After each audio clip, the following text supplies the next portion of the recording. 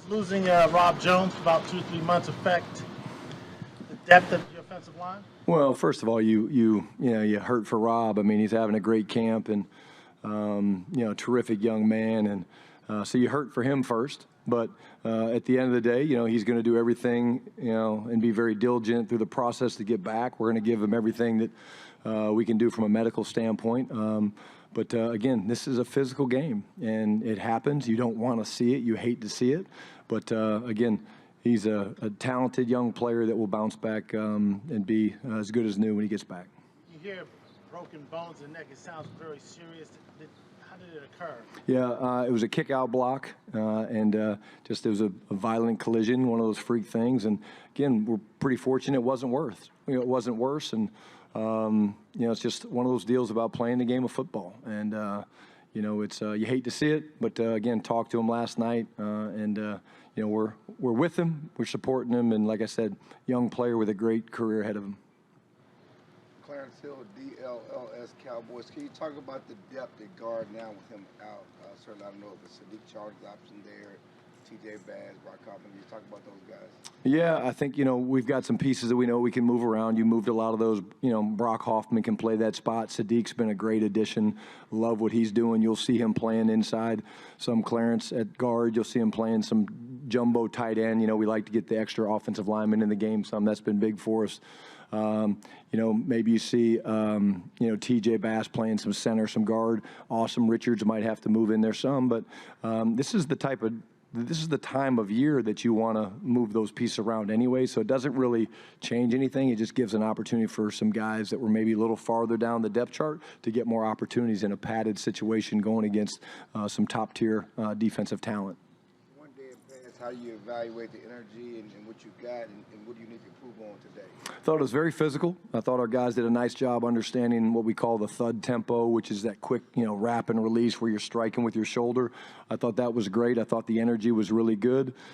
At the end of the day, we had too many guys on the ground. That normally happens. These guys have to learn. It's a process. They learn how to, when you strike, you can't, you got to continue to move your feet. So, but all in all, it was good energy. The focus was really good. And the winning team came down to the bags. So those pre-practice bags, because the offense won the first rack, the defense won the second team period, the offense won the third, the defense won the fourth. So we had to go to the tiebreaker, which is always the bags. And the offensive coaches had better props, so they won. Brian, Todd Archer with ESPN. Is that keeping track of all that stuff every day? Is there a running total in the team room? Yeah, we score practice. You get points for different things. If it's normal D&D and it's a gain of 4 yards or more, the offense gets a point. If it's less than 4 yards, the defense gets a point. If it's a third or fourth down conversion, the offense gets 2 points. Same thing if the defense stops them. 3 points for a touchdown, 3 points for a takeaway. And Tyler Boyles, my chief of staff, does a great job of keeping up with it. But we're always competing, and there's always going to be a winner and a loser. Defense won the first 2 days, and offense responded yesterday, and they got the victory. Is that something that you've been coaching for 25, 30 years? Is that was always happening, or is that something that's kind of happened in the last 10 years? That's something I learned from Pete. Like I said, the central theme of the program is what? Compete every day, and the scoring is kept, and it's usually going to be close, and there's always good give and take, and we have different ways of deciding who wins if it is a tie, because sometimes you'll have more than 4 periods, so anytime it's an even number of periods, you got to go to something. Sometimes it'll be a shoot-off, sometimes it'll be different things, but that was something Pete did. And again, he's a great competitor, and I think it adds something to practice because they want to win. What was the prop that the coaches used? A couple of the coaches had on they wore shoulder pads, and then one of our coaches, who's one of the best. I'm a sucker for props, and so I like props. And, one guy was doing the LeBron, so he was coming through and he was doing the LeBron, And so all that stuff gets evaluated. Defense, their bags they weren't great. John Marshoka with The Athletic. What did you think of that brief period of time you got to watch Trayvon Diggs yesterday kind of working off to the side? I thought it looked great. You see him moving around. I was giving him a hard time because I think he's lost his ability to catch. So I'm really concerned that he won't be able to intercept the ball. But no, I thought he looked really good. Love to see it. And again, like I said, all these guys that are rehabbing, man, they're competing to get back as fast as they can. But I love seeing that. And that's why I go over and watch and support, because I think it's important, for them to know that I do care. And, I thought he did a good job, and he's been dialed in. He's been communicating well and talking to the other guys, and that's what we want. And then you guys, you blew the horn after the play to George Pickens. How do you decide and determine when practice will end? Oh, the last play of practice? Yeah, yesterday we were on an hour, 45-minute practice, and we were right at like an hour and 44, so I knew that was going to be the last play. Usually it's scripted. That was, a scripted period as well, and I think there was 3 or 4 plays we didn't get to with the twos. But we're mindful of the clock. We usually stay pretty close to being on schedule, and we weren't behind, but, we lost a little bit of time, earlier in the practice, so I just ended up cutting 2 or 3. But yesterday was a cap. Today I think we're going hour 45, and it's a 2-hour cap, so we should be fine.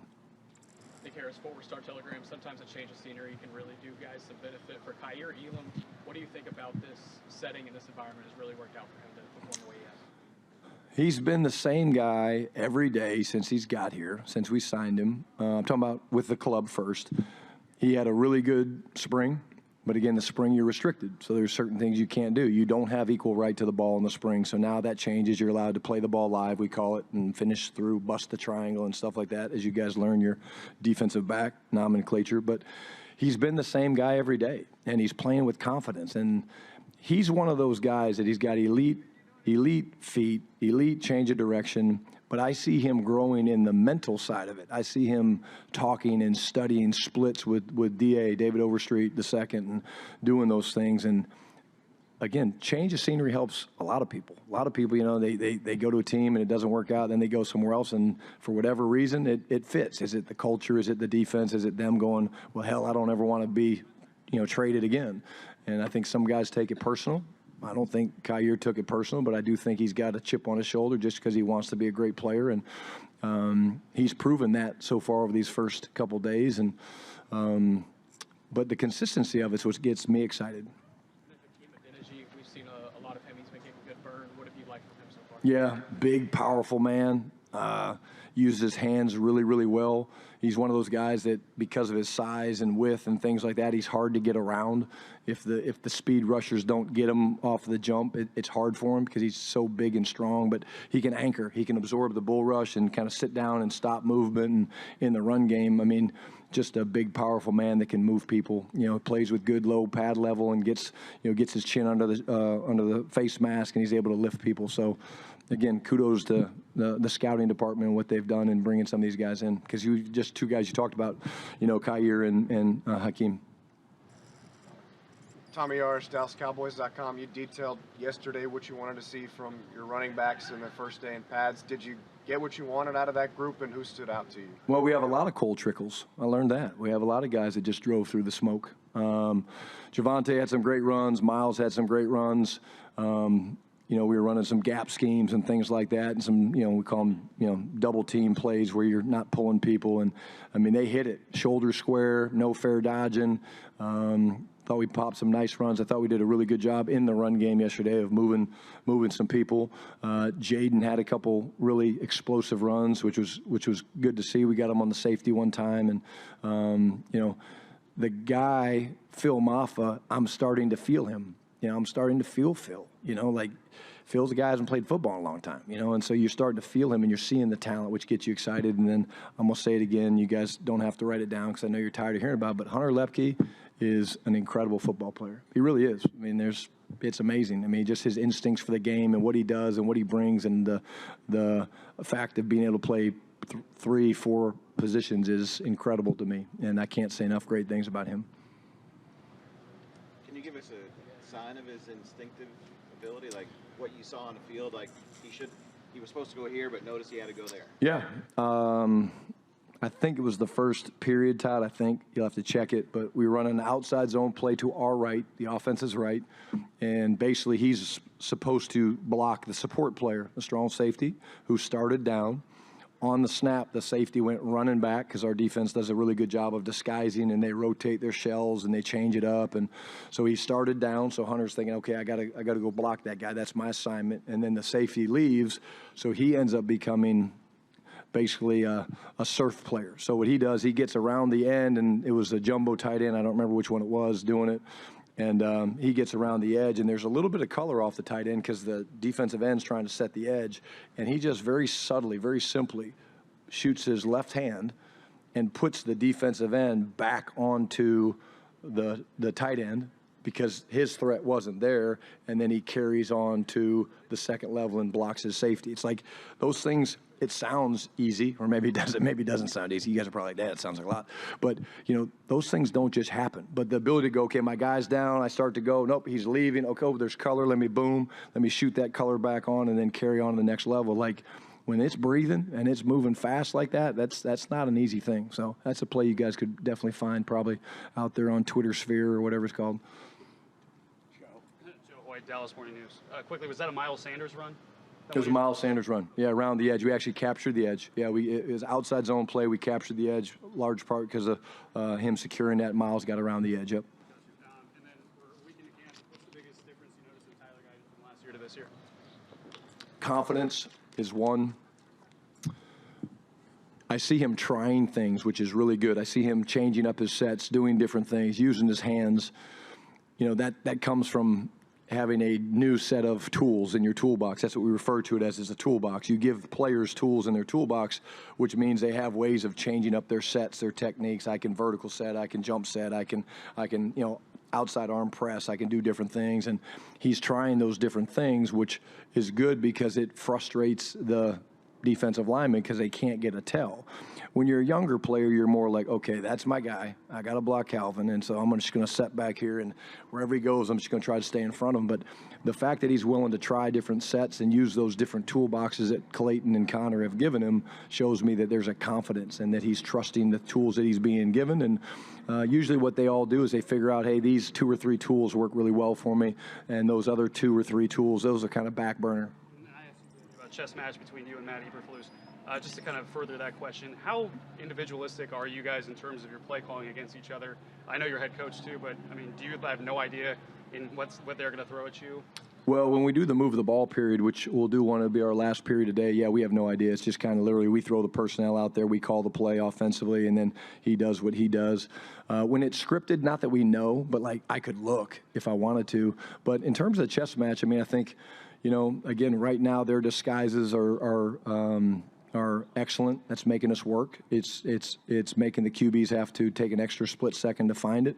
I think, yesterday we got after them pretty good in the run game, but they've done a nice job putting the lid on the coverage for us. We're having a hard time, which isn't unique. You're early in camp. Like I said, I've actually not let us throw routes on air, throwing deep balls, but we're just a little off. Like we missed CD late on one. JT could have finished one. I think AB made a hell of a play, busted the triangle. But in terms of that, the give and take, and of course you want to win, but it's not about the winning and the losing. It's more about, hey, are we getting good work? How's the tempo? How's the pace? Are we on top of our sticks awareness? And all the game management stuff comes into play.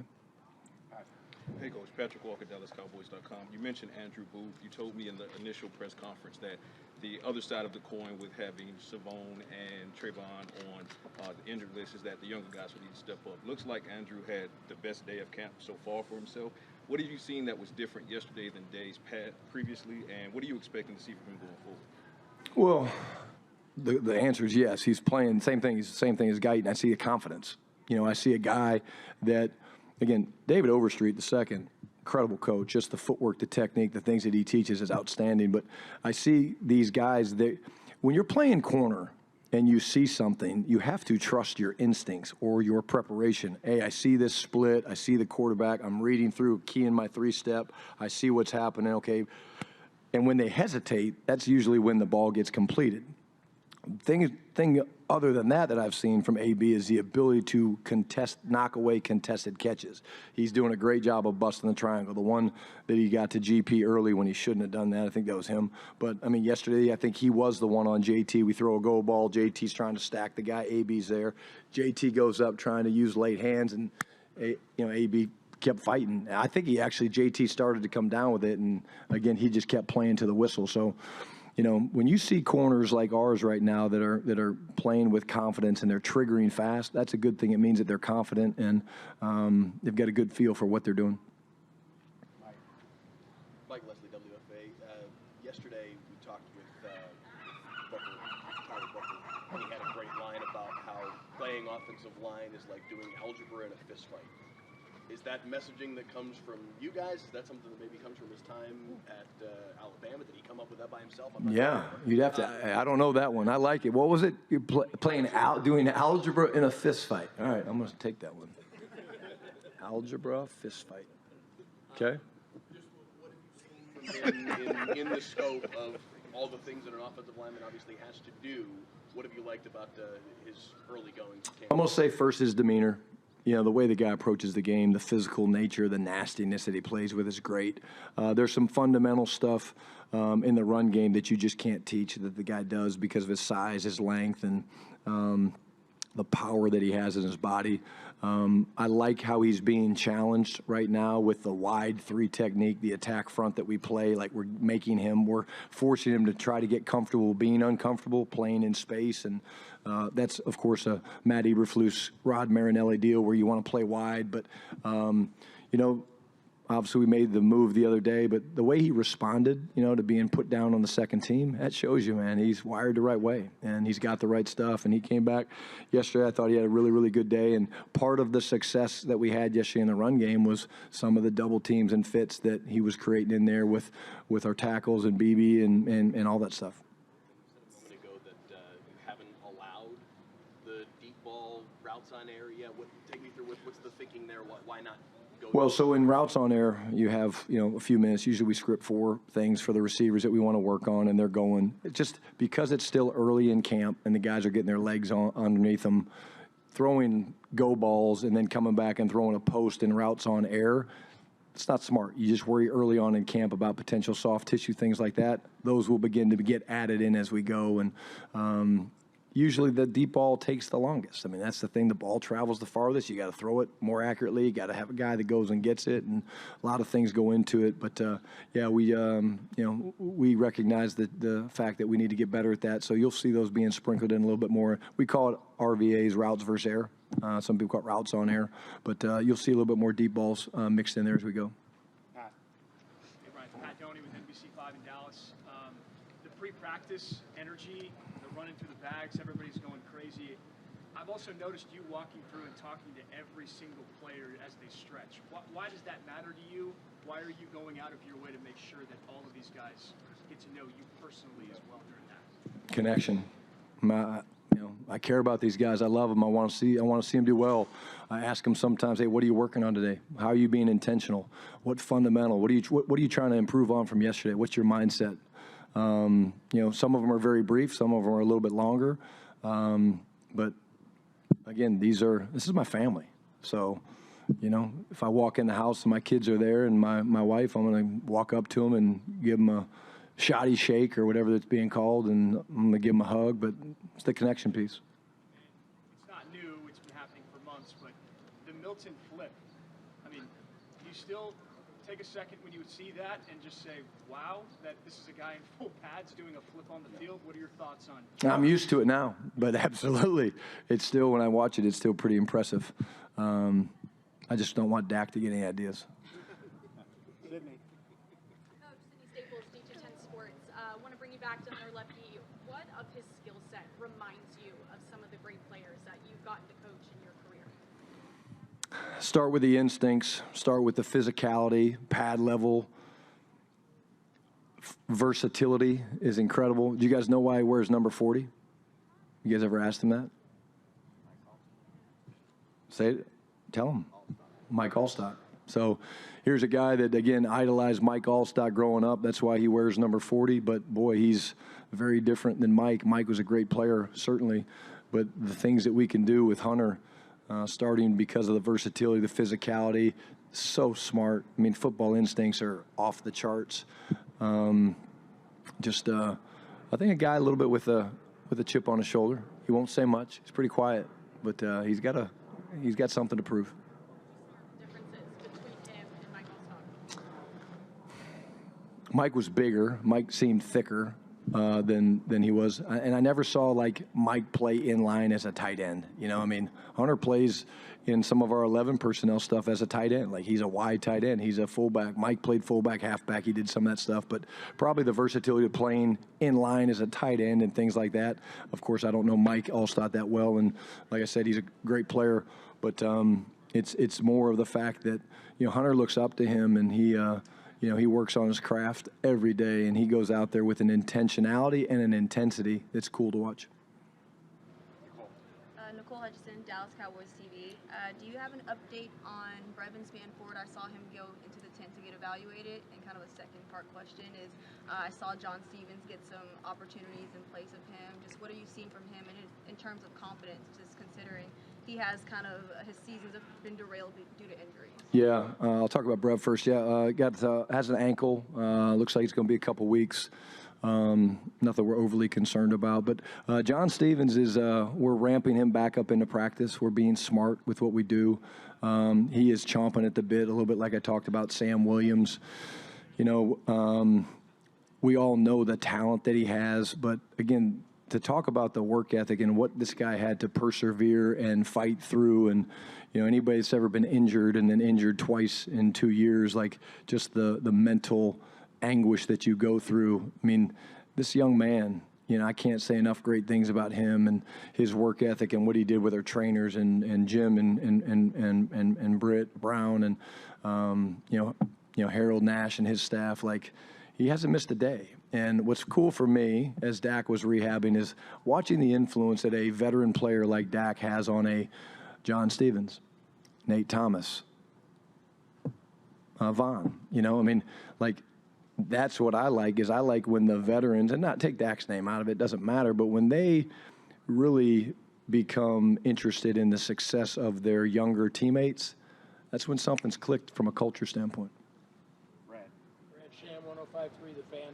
When you talk about a guy with the unusual, versatile skill set of Luepke, at what point do you have to figure out how best to you? Can you get lost in the versatility and not wind up using him the best way to use him, whatever that is? Yeah, I could say the answer would be you hope that never happens. When you get into a game plan situation, Brad, it's a little cleaner. Like right now, we're literally just installing plays. Install 1, install 2. Today is install 5, I think. So, you know, everything now is scripted, but in a game, it's pretty tight. You know, but what it does give you is if there is injuries, he can fill so many holes. So he's so valuable because he's great on special teams. He's a great fullback. He's a talented runner. He's a good tight end. He can catch the ball in the backfield. He can do all these different things. And so, therefore, he can bail you out in a lot of spots, and you don't lose really much because he's such a talented young man. But you guard against that. But I think really when you get into the season, it doesn't happen very often because it's very specific. Right now we've got plays that are up out of 4 personnel groupings. You could run from 11, 21, 12, whatever it is. When you get into the game, it's going to be 1 or 2 things, and that's it. Kyle Yeomans, Cowboys TV. You mentioned yesterday the importance of 11 personnel and the benefits of that versus running 9-on-7 or 7-on-7. What did you learn from the first practice of really working the run game in 11-on-11?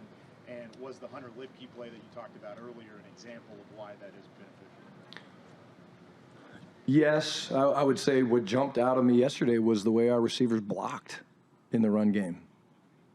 And the fans are going, oh, great, they're blocking. But we're going to run the damn ball. You ain't got to worry about that. We're going to run the football. So, but like we had a play, we were in a little tight, condensed bunch set, and it was Jalen Cropper at the point, and I think it was Trayshawn outside of him, and we had to basically go double inside to get to an inside piece. And I mean, Crop went flying in there and just struck the guy and did an unbelievable job. Like, to be a great football team, it's got to be selfless, and receivers have to block. And that jumped out at me yesterday. But you don't get that, to your point, you don't get that 9-on-7. They're over there running their routes and putting their wristbands on and fixing their gloves, checking their headbands and all that shit. And it's like, hey, let's go get some dirty work done. Why do you think so many guys are on the ground? It happens. I mean, Calvin, it does happen. I would hope there's less on the ground today. These guys, remember, I mean, the way the NFL sets it up for us is, you know, you can almost have zero contact during the spring. I get it. Then you've got this little ramp-up period. But then when you put pads on, I mean, the last time our guys were in pads was January, right? So it happens. And then the veterans are always better than the young players. The veterans kind of know how to practice. They've learned that trait. They've learned that skill. It's like, you know, learning how to ride a bike. You kind of, okay, yeah, all right, let me dust this off a little bit. I know how to do it. But the young guys and them kind of learning the tempo is a little bit different. And then, you know, the worst thing you can do is have a guy that is consistently on the ground, and we really don't have that right now. And you know, sometimes like Donovan, we were running a game yesterday, and Donovan Ezraku was running a game, and T.J. Bass trying to pass the game tripped. I mean, that's football, you know, and you don't want it to happen, but it does happen. And again, I hope today, and I expect today, will be better. Perry, on Winfrey, we saw him get some reps with the ones yesterday. What did you like from him early on? And with these spring football guys, do they show up more ready to hit the ground running, if that makes sense, or is there kind of a freshening period that you have to do with these guys? Well, they have some catching up to do because of the learning process. Sometimes they miss things. I can't remember. I mean, Perry, I think we got last day or something like that. It was late. I know that. But again, experience in the attack front, that helps. You know, he's heard Aaron Whitecotton 100 times, you know, talk about how different ways we run the games and who's the penetrator, who's the wrapper, all those things. He's heard those things. So it doesn't surprise me that a guy like that is, you know, showing up early out there. He knows the system. He knows this defense, and he's a veteran. And, again, veterans have an easier time in the early parts of training camp, and that's why you get excited when you watch a guy like Tyler Booker come off of a day where he was working with the twos, and then he comes back yesterday, and you're like, oh, okay, he's figuring it out. You know, he's kind of piecing it together, and I think that's the biggest thing you look for from young guys and vets, and you know, Perion's doing a great job. Alrighty, thank you. Thanks, guys. Thank you.